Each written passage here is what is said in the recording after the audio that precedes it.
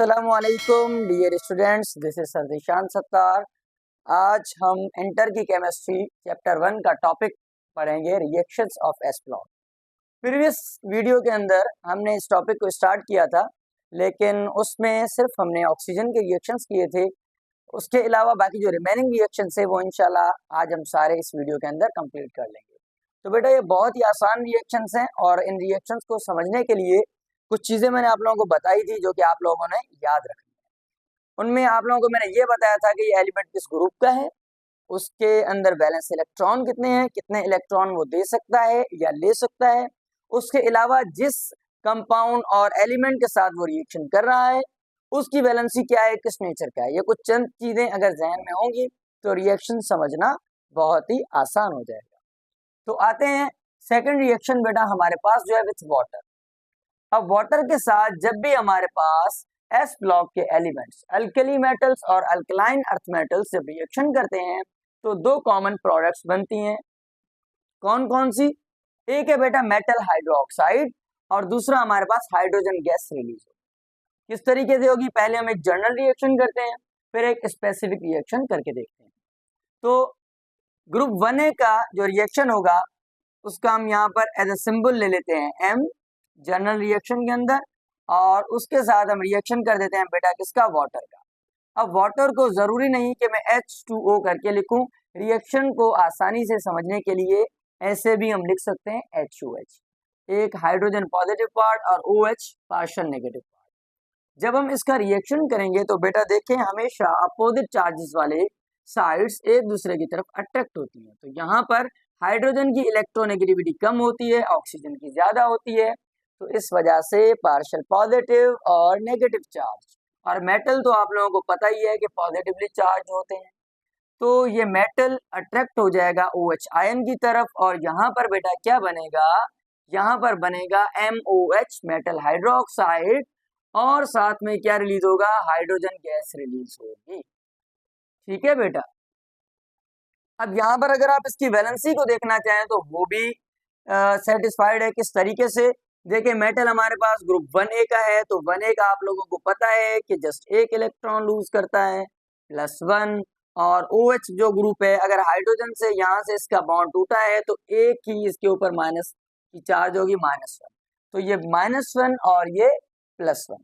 ठीक है बेटा, इस तरीके से इनके दरमियान ये बॉन्ड बन गया और ये हाइड्रोजन गैस रिलीज होगी। अब हम एक सेकंड रिएक्शन करते हैं, स्पेसिफिक रिएक्शन, और उस रिएक्शन के अंदर हम इक्वेशन को भी बैलेंस कर लेते हैं। तो अब हम मोस्ट कॉमन रिएक्शन करते हैं और मोस्ट कॉमन कंपाउंड के साथ सोडियम मेटल को अगर हम वाटर के साथ रिएक्शन करवाएंगे उसका तो क्या बनेगा? ये जो हमारे पास सोडियम है ये बिल्कुल इसी तरीके के साथ रिएक्शन करेगा OH ग्रुप के साथ, और ये बन जाएगा सोडियम हाइड्रोक्साइड, और साथ में रिलीज होगी हाइड्रोजन गैस। अब ये जो रिएक्शन है बेटा ये बहुत ही वायोलेंट रिएक्शन होता है। वायोलेंट का मतलब क्या है कि बहुत ही जल्दी से बहुत ही फास्ट होता है। अगर आप एक स्मॉल पीस सोडियम का 1 और 2 ग्राम का भी हो, अगर आप उसको वाटर के अंदर डालेंगे तो विद इन 2 to 3 सेकेंड्स वो फास्टली उसके अंदर मूव करेगा वाटर की सरफेस के ऊपर और एक्सप्लोड करेगा, फट जाएगा, एक्सप्लोजन होगी, और ये देखने में भी बहुत मजेदार नजर आता है। और ये जो सोडियम के अलावा दूसरे भी एलिमेंट है वो भी बिल्कुल इसी तरीके से रिएक्शन करते हैं, बहुत ही फास्टली रिएक्शन करते हैं और एक्सप्लोजन करते हैं। तो इसी तरीके से सोडियम भी एक एक्सप्लोजन करता है और उसके रिजल्ट में क्या बनाता है बेटा? Metal hydroxide. तो ये हमारे पास कौन सा हाइड्रोक्साइड बना? ये बना सोडियम हाइड्रोक्साइड। ठीक है बेटा, सोडियम हाइड्रोक्साइड बन गया। अब ये जो सोडियम हाइड्रोक्साइड बना है ये हमारे पास होता है बेसिक नेचर का और अल्कलाइन नेचर का। अगर ड्यूरिंग द रिएक्शन हम इस चीज को चेक करना चाहे तो इस तरीके से कर सकते हैं। जो बर्तन हमने लिया है, जो बीकर हमने लिया है जिसके अंदर वाटर है, उसके अंदर आपको इंडिकेटर डाल दे जो कि बेसिक नेचर को बता सके। जिस तरीके से आप जो कि मिथाइल ऑरेंज डाल दें या फिनोल्फथलीन डाल दें, कोई भी एक ऐसा इंडिकेटर। उसके बाद जब आप सोडियम को उसके अंदर पुट करेंगे तो with in 5 to 6 seconds explosion होगी और जो वाटर नीचे होगा उसका सारा कलर पिंक हो जाएगा। क्यों पिंक होगा? क्योंकि मैंने आप लोगों को बताया कि सोडियम हाइड्रोक्साइड बेसिक नेचर का है और बेसिक नेचर के अंदर हमारे पास लाइट पिंक कलर आ जाता है। तो वो एक आइडेंटिफिकेशन हो जाती है कि कलर हमारे पास कौन सा आया है। अब जरूरी नहीं कि हर वक्त जो कि पिंक कलर ही हो, ब्लू भी हो सकता है, ऑरेंज भी आ सकता है, वो डिपेंड करता है ऑन द इंडिकेटर कि किस टाइप का आप इंडिकेटर यूज कर रहे हैं। और हाइड्रोजन गैस ऊपर वेपर्स की फॉर्म में रिलीज हो जाएगी। इसके अलावा बाकी जो सारे रिएक्शंस हैं वो भी बिल्कुल इस तरीके से होंगे। और इसमें एक बात आप याद रखें, वो ये कि लिथियम से लेकर सीजियम तक रिएक्टिविटी जो है वो क्या हो जाएगी, वो इंक्रीज हो जाएगी। उसका रीजन मैं एटॉमिक रेडियस के अंदर भी आप लोगों को बता के आया हूं। उसकी वजह क्या है, देखें बेटा, ग्रुप 1A के अंदर जो टॉप टू बॉटम हमारे पास एलिमेंट की साइज होती है वो बढ़ती जाती है, इंक्रीज होती जाती है। तो लास्ट का जो एलिमेंट होगा सीजियम, इसका जो वैलेंस इलेक्ट्रॉन होगा वो न्यूक्लियस से बहुत ज्यादा दूर होगा। जब बहुत ज्यादा दूर होगा तो अट्रैक्शन बहुत वीकर होगी। जब अट्रैक्शन वीकर होगी तो इलेक्ट्रॉन का निकलना आसान, और इलेक्ट्रॉन का अगर निकलना आसान है तो वो बहुत ही जल्दी निकलेगा, और जितना ज्यादा जल्दी निकलेगा उतना ज्यादा जल्दी और वायोलेंट रिएक्शन होगा। तो इनकी जो रिएक्टिविटी है वो लिथियम से सीजियम तक इंक्रीज हो जाती है। ये पॉइंट भी मैं यहां पर लिख देता हूं। reactivity of 1A increases from lithium to cesium। अब आ जाते हैं बेटा ग्रुप 2A पर। तो ग्रुप 2A का रिएक्शन भी बिल्कुल इसी तरीके से होगा, बस थोड़ी सी इसके अंदर चेंजिंग आएगी। वो क्या आएगी, वो ये आएगी कि ग्रुप 1A के एलिमेंट 1 इलेक्ट्रॉन लॉस कर रहे थे, तो बेटा ग्रुप 2A के एलिमेंट 2 इलेक्ट्रॉन लॉस करेंगे। तो यहाँ पर किस तरीके से रिएक्शन होगा देख लेते हैं। ये बेटा हमने जनरल रिएक्शन के अंदर ले लिया मेटल, और ये हमने ले लिया वही HOH वाटर। अब क्या होगा कि ये हमारे पास जो OH पार्ट है ये एक ही इलेक्ट्रॉन, इसकी चार्ज -1 है। अब जो ये मेटल है ये 2 इलेक्ट्रॉन लॉस कर रहा है। तो होगा क्या कि एक मेटल के साथ हमारे पास 2 OH आयन लगेंगे। तो ये इस तरीके से होगा, बनेगा मेटल हाइड्रोक्साइड। लेकिन ब्रैकेट के बाहर, पैरेंथेसिस के बाहर हम 2 लगा देंगे। उसकी वजह क्या है, उसकी वजह ये है कि यहाँ पर इसकी जो वैलेंसी है वो -1 है और इसकी +2 है। तो ये +2 और ये ओवरऑल -2, एक की -1 दो की -2। इस तरीके से ये बन गया मेटल हाइड्रोक्साइड, और ये साथ में रिलीज हो गई हाइड्रोजन गैस। अब दूसरा रिएक्शन हम करते हैं, स्पेसिफिक रिएक्शन कर लेते हैं। उसके अंदर हम इक्वेशन को भी बैलेंस कर लेते हैं, बल्कि इक्वेशन आप यहाँ पर भी बैलेंस कर सकते हैं। ये मेटल हो गया और ये यहाँ पर हाइड्रोजन गैस कंप्लीट हो गई। ठीक है बेटा, अब हम रिएक्शन दूसरा कर लेते हैं किसके साथ। अच्छा जी, अब रिएक्शन करने से पहले एक दूसरी चीज आप लोगों को बता दूं, मोस्ट इंपॉर्टेंट थिंग, वो ये कि इस ग्रुप के अंदर ये जो 2 एलिमेंट है बेरिलियम और मैग्नीशियम, ये डायरेक्टली रिएक्शन नहीं करते वाटर के साथ, बल्कि ऐसा कह लें कि बेरिलियम जो है इट डज नॉट रिएक्ट, ये तो रिएक्शन करता ही नहीं है। लेकिन जो मैग्नीशियम है बेटा ये रिएक्शन कर लेता है विद स्टीम के साथ। स्टीम मतलब ऐसे कह लें कि हॉट वाटर, वाटर को हॉट करने के बाद जो स्टीम वेपर्स निकले उनके साथ। अब क्यों नहीं रिएक्शन करते, उसकी वजह है हमारे पास। उसकी वजह क्या है कि इन दोनों मेटल्स के सरफेस के ऊपर ऑक्साइड की लेयर होती है, स्टेबल ऑक्साइड की लेयर होती है। एनवायरमेंटल ऑक्सीजन के साथ रिएक्शन करके ये मेटल ऑक्साइड की लेयर बना लेते हैं, जिस वजह से इनके साथ रिएक्शन करना पॉसिबल नहीं हो पाता। फॉर एग्जाम्पल आप ये देखें, ये एक स्मॉल पीस है बेरिलियम का, और इन्वायरमेंट के अंदर जो एयर है उसके साथ इस मेटल ने रिएक्शन करके एक प्रोटेक्टिंग ऑक्साइड की लेयर बना ली। ये जो लेयर बनी है बेटा इसको हम कहते हैं प्रोटेक्टिंग ऑक्साइड लेयर, क्योंकि ये इस एलिमेंट को रिएक्शन होने से प्रोटेक्ट कर रही है। तो इस वजह से ये हमारे पास प्रोटेक्टिंग लेयर है जो कि इसकी इनर्टनेस को बरकरार रख रही है। तो ये दोनों रिएक्शन नहीं करते, बाकी सब रिएक्शन करेंगे। किस तरीके से करेंगे एक रिएक्शन हम देख लेते हैं। चलें कैल्शियम का देख लेते हैं। ये बेटा हमने ले लिया कैल्शियम, और ये हमने ले लिया वाटर HOH, और जब इनका रिएक्शन होगा तो क्या बनेगा, देखें बेटा, एक कैल्शियम के साथ 2 हाइड्रोक्साइड आयन लग जाएंगे, और ये हमारे पास रिलीज हो जाएगी हाइड्रोजन गैस। इक्वेशन बैलेंस करनी है तो कर लेते हैं। एक ही कैल्शियम है, एक ही कैल्शियम है, हाइड्रोजन 2 और 2 4 है, तो बेटा ये हो गया 4, और ऑक्सीजन 2 ऑक्सीजन 2, इक्वेशन हो गई बैलेंस। और ये हमारे पास बन गया कैल्शियम हाइड्रोक्साइड। अब इस कंपाउंड के अंदर कैल्शियम की ऑक्सीडेशन स्टेट +2 है और यहाँ पर ये एक हाइड्रोक्साइल आयन की -1 और 2 की -2। ऊपर वाले रिएक्शन के अंदर भी यहाँ पर बेटा एक ही मेटल आएगा, दो नहीं आएंगे, क्योंकि यहाँ पर इलेक्ट्रॉन एक ही मेटल दोनों लॉस कर रहा है। ओके बेटा, तो इस वाटर के साथ रिएक्शन कंप्लीट करने के बाद इसके अंदर एक दो एडिशनल पॉइंट्स हैं, वो भी आप लोगों को मैं बता दूं। वो ये कि हमारे पास ये जो मेटल्स हैं, अल्कली मेटल्स, इनको हम जब स्टोर करके रखते हैं तो they are stored in kerosene oil. Oil के अंदर हम इनको स्टोर करके रखते हैं। उसका रीजन क्या है, उसकी वजह क्या है? उसकी वजह ये है कि मैंने आप लोगों को बताया कि ये वाटर के साथ बहुत ही वायोलेंट रिएक्शन करते हैं। तो अगर हम इनको ओपनली रखेंगे तो उससे क्या होगा कि हमारे इन्वायरमेंट के अंदर जो मॉइस्चर है, उस मॉइस्चर के साथ रिएक्शन करके ये कुछ प्रोडक्ट बना सकते हैं, या ऐसे कह लें कि ये खराब हो जाएंगे। तो इस वजह से हम इनको कहाँ रखते हैं? हम इनको रखते हैं केरोसिन ऑयल के अंदर।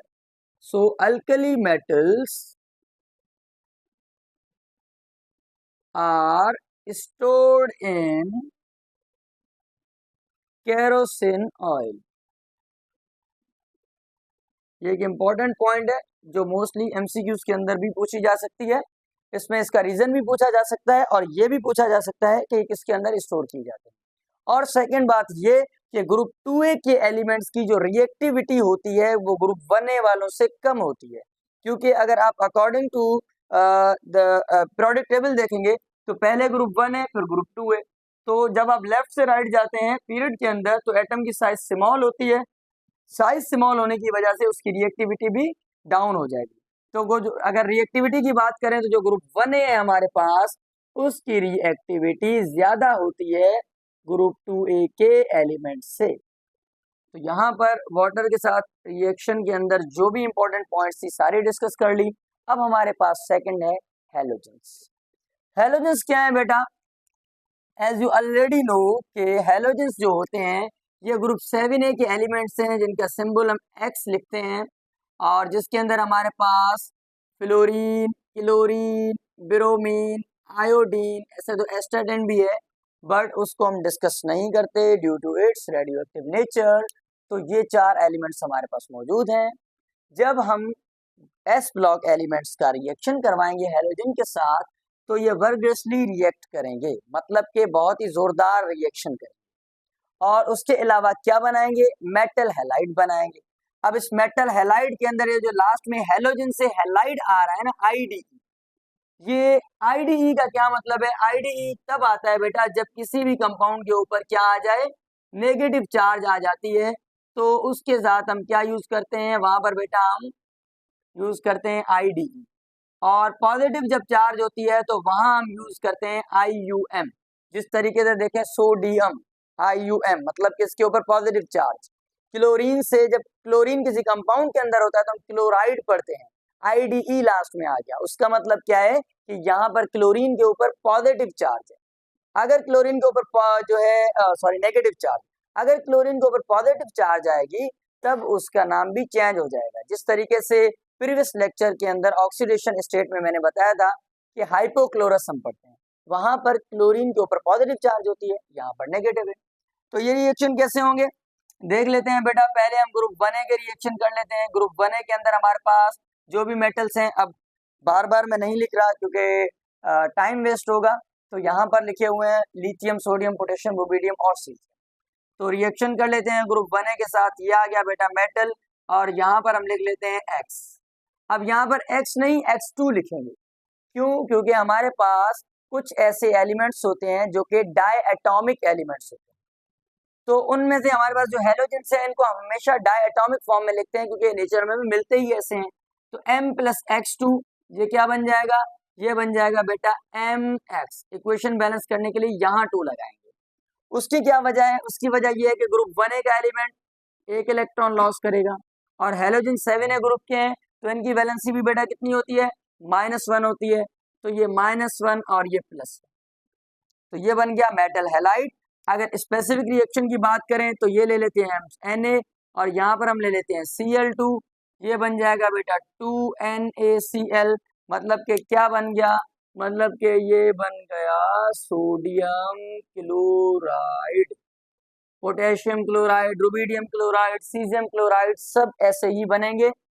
चार्जेस देख लें, फर्स्ट ए ग्रुप का एलिमेंट +1, 7A का 1 लेगा तो -1। ठीक है बेटा, तो ये रिएक्शन ग्रुप बनेगा, इस तरीके से हो गया। अब बात करें हम ग्रुप 2A की, तो वो किस तरीके से होगा उनको भी देख लेते हैं। अब ग्रुप 2A के जो एलिमेंट हैं उनकी चार्ज क्या होती है, उनकी चार्ज बेटा होती है +2।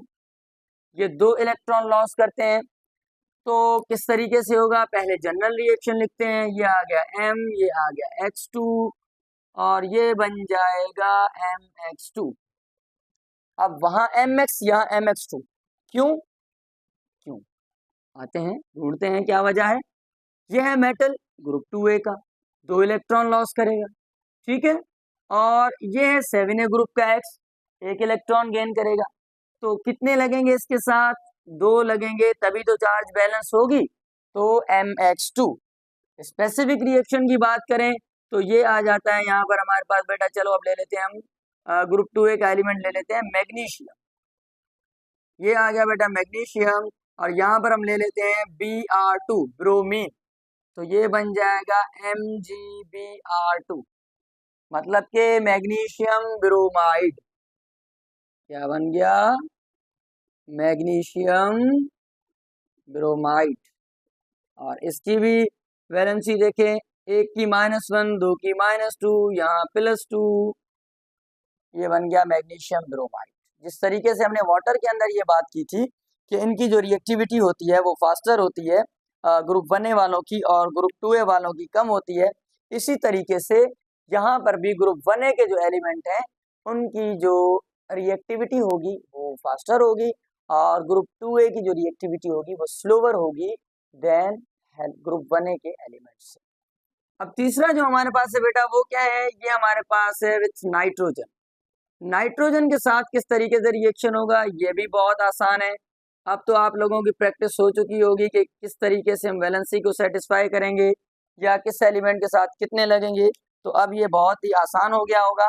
तो लिख लेते हैं पहले ग्रुप 1A, ये आ गया ग्रुप 1A।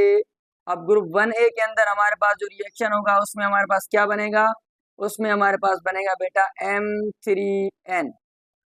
M3N का मतलब क्या है, देख लेते हैं क्या मतलब है।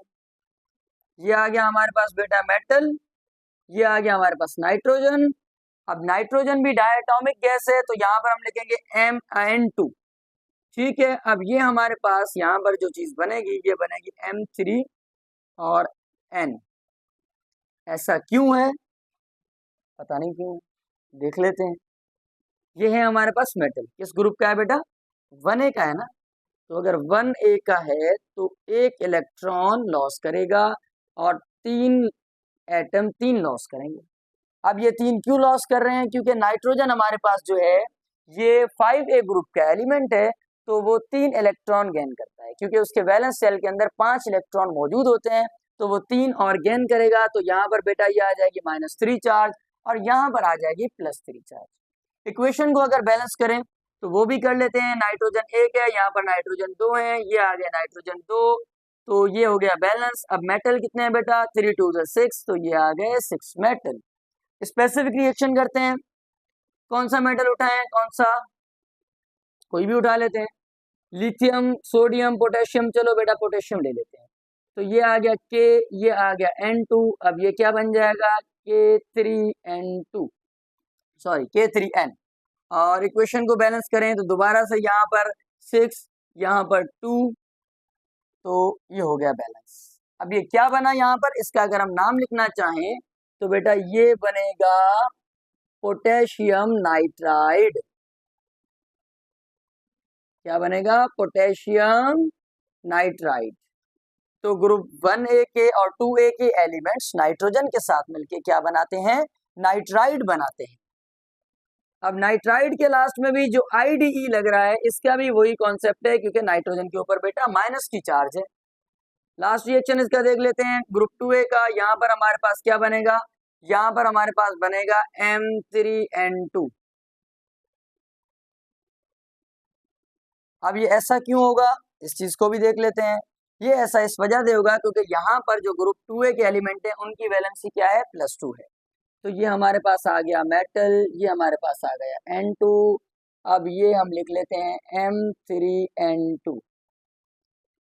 अब देखें ग्रुप 2A का एलिमेंट, तो एक जो है हमारे पास कितने लॉस कर रहा है, 2 इलेक्ट्रॉन लॉस कर रहा है, तो 3 कितने करेंगे, +6 हो जाएगा। नाइट्रोजन किस ग्रुप का एलिमेंट है, 5 का है, थोड़ी देर पहले ही बताया। ये 3 इलेक्ट्रॉन एक नाइट्रोजन गेन करेगा, तो 2 नाइट्रोजन कितने गेन करेंगे, 6, तो +6 -6 बैलेंस। एक स्पेसिफिक रिएक्शन कर लेते हैं ग्रुप 2A का। यहाँ पर हम लिख लेते हैं बेटा मैग्नीशियम, यहाँ पर लिख लेते हैं नाइट्रोजन, तो ये बन जाएगा Mg3N2। क्या नाम होगा इसका, इसका नाम होगा मैग्नीशियम नाइट्राइड।